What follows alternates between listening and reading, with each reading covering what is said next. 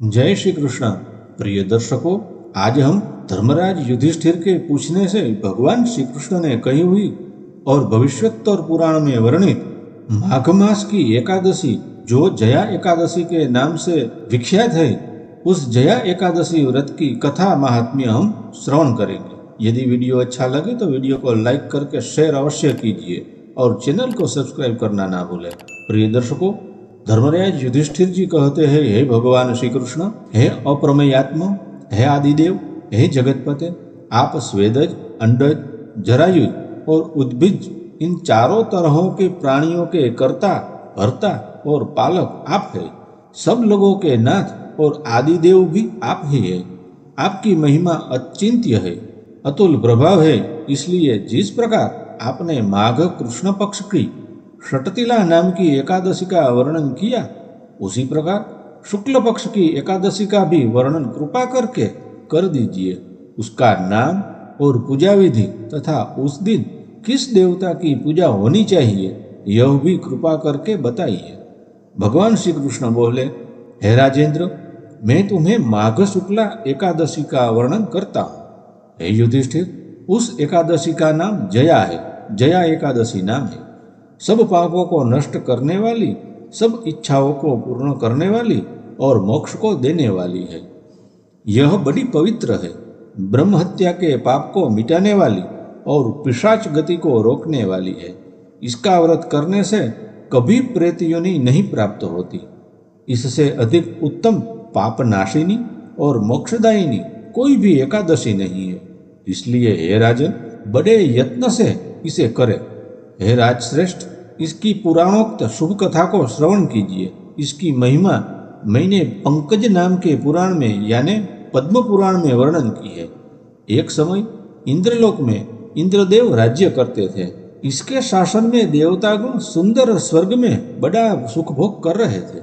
सदा अमृतपान करना और अप्सराओं का भोग करना उनका प्रधान काम था। उस जगह पारिजात नाम के स्वर्गीय वृक्षों से सुशोभित नंदनवन भी था, जहाँ देवता अप्सराओं के साथ रमण करते थे। हे राजन, एक समय यह इंद्र जबकि अप्सराओं से रमण कर रहा था, तब हर्षाती रेख से उनसे 50 करोड़ वैश्याओं का नृत्य कराया। गंधर्व लोगों का गान हुआ। प्रसिद्ध गायनाचार्य गंधर्वराज पुष्पदन तथा चित्रसेना नाम की अपनी पुत्री के साथ चित्रसेन भी वहीं उपस्थित थे। उस चित्रसेन गंधर्व की स्त्री का नाम मालिनी था, जिससे पुष्पवान नामक लड़का उत्पन्न हुआ। इस पुष्पवान के माल्यवान पुत्र हुआ। इस माल्यवान पर एक पुष्पवती नाम की गंधर्वी मोहित हो गई थी। उसके ही मारे कामदेव के तीक्ष्ण बायों से घायल हो गई। उसके भावपूर्ण कटाक्षों से एवं रूप लावण्य की संपत्ति से माल्यवान भी उनसे वशीभूत हो गया। उसका लावण्य और रूप सौंदर्य कैसा था, इसको हे राजन आप सुनिए। उसकी भुजाएं कामदेव के साक्षात कंठपास थे। मुख चंद्रमा के समान सुंदर और आंखें कानों तक लंबी थी। कान कुंडलों से सज रहे थे। गले में हार तथा दूसरे अनेक प्रकार के अलंकारों से उसकी सुंदरता बढ़ रही थी। कंठ कंठभूषा और दिव्य आभरणों से सज रहा था। उसके पुष्ट और ऊपर उठे हुए स्तन स्वर्ण कलश जैसे मालूम होते थे। उदर बहुत पतला तथा मध्य भाग मुष्टि प्रमाण था। विशाल नितंब और जधन स्थल बहुत विस्तृत था। उसके चरण रक्त कमल जैसे सुंदर थे। ऐसी पुष्पवती पर माल्यवान भी मोहित हो गया। वे लोग इंद्र को प्रसन्न करने के लिए नाचने और गाने को आए थे। जिस समय वे दोनों अर्थात माल्यवान और पुष्पवती अप्सराओं के साथ गा रहे थे, तब उनका कामोन्माद के कारण गाना शुद्ध नहीं हो पाता था। ऐसा मालूम होता था मानो उन्हें कोई चित्तभ्रम हो गया हो। एक दूसरे को दृष्टि लगाकर देख रहे थे। दोनों काम बाणों से वशीभूत हो चुके थे।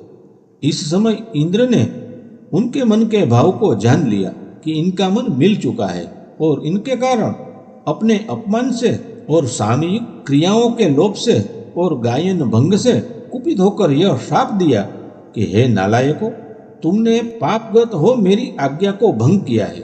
जाओ, चले जाओ, तुम्हें धिक्कार है। तुम दोनों स्त्री पुरुष के रूप में ही मर्त्य लोक में जाकर पिशाच योनि में अपने कर्मों का फल भोगो। इस प्रकार इंद्र के श्राप से दुखी होकर वे दोनों श्राप मोहित हो हिमवन के निकट गए। दोनों उस श्राप के प्रभाव से पिशाच योनि और दारुण दुख को प्राप्त हो गए।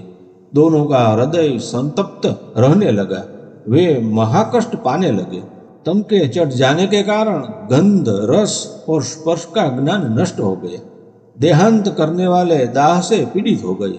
उन्हें कर्म के प्रभाव से कभी निंद्रा का सुख नहीं मिला, किंतु एक दूसरे को खाते हुए वे लोग पहाड़ों के दरों में चले गए। झाड़े के शीत से पीड़ित हो दांतों को रगड़ते हुए रोमांचित शरीर से दिन बिताने लगे।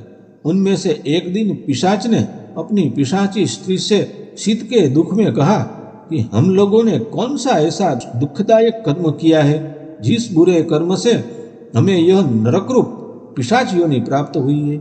मैं यह निंदित पिशाच योनि को दारुण नरक मानता हूँ, इसलिए अब कभी हमें कोई पाप किसी तरह भी नहीं करना चाहिए। वे इस चिंता में दुख के सताए हुए रह गए।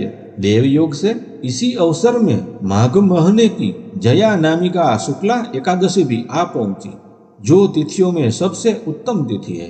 हे राजन, उस दिन उन्होंने निराहार व्रत किया, जलपान भी न किया। वे दोनों एक अश्वत्थ वृक्ष के नीचे पड़े रहकर उस एकादशी के दिन जीव हत्या और फल भक्षण का भी त्याग किया। उन्हें इसी तरह कर रहते हुए सूर्य भी अस्त हो गए थे। अत्यंत घोर शीतकालीन एवं दुख पहुंचाने वाली रात भी वहीं आ गई। वे दोनों वहां सर्दी के मारे जड़ होकर कांपने लगे, एक दूसरे के शरीर से शरीर मिलाकर पड़े रहे। न उन्हें निद्रा मिली, न रति और सुख ही मिला। हे राज शार्दूल, इंद्र के शाप से उन्हें इस प्रकार का दुख हुआ। हे राजन, इस प्रकार दुख से उनकी वह रात्रि समाप्त हुई। जया एकादशी का व्रत भी साथ ही जागरण सहित पूरा हो गया। उस एकादशी के प्रभाव से जो फल हुआ उसे सुनो। द्वादशी के प्राप्त का होने पर उन्होंने जया एकादशी के व्रत का पारण किया। हे राजन, इस व्रत के प्रभाव से भगवान विष्णु की कृपा से उनका पिशाचपना नष्ट हो गया।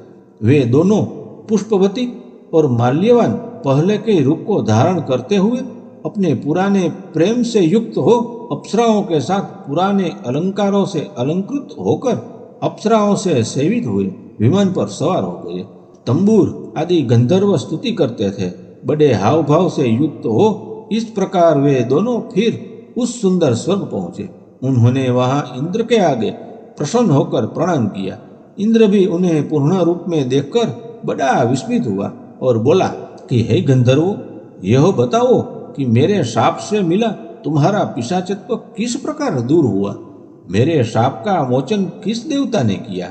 माल्यवान बोला कि हे देवराज, भगवान वासुदेव के प्रभाव से और जया एकादशी के व्रत से एवं भगवान की कृपा से मेरी यह पिशाच योनि नष्ट हुई है। यह वचन सुन इंद्र ने उत्तर दिया कि अब तो तुम लोग बड़े पवित्र तथा मेरे भी वंदनीय हो गए हो।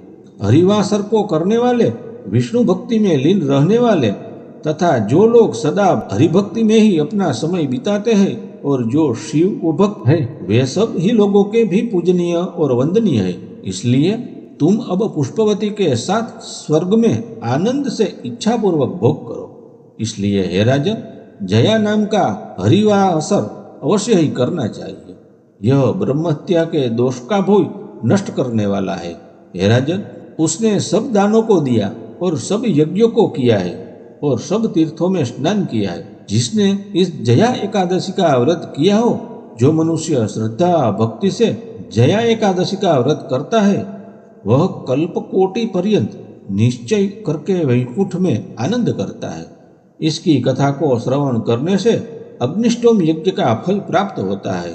प्रिय दर्शकों, हमने भविष्योत्तर पुराण में कही हुई माघ शुक्ला एकादशी, जो जया एकादशी का नाम से प्रख्यात है, यह एकादशी की कथा का श्रवण किया। आपको वीडियो जरूर पसंद आया होगा तो वीडियो को लाइक कीजिए, शेयर कीजिए और चैनल को सब्सक्राइब कीजिए। फिर मिलेंगे नए वीडियो के साथ। तब तक के लिए सबको जय श्री कृष्ण, राधे राधे।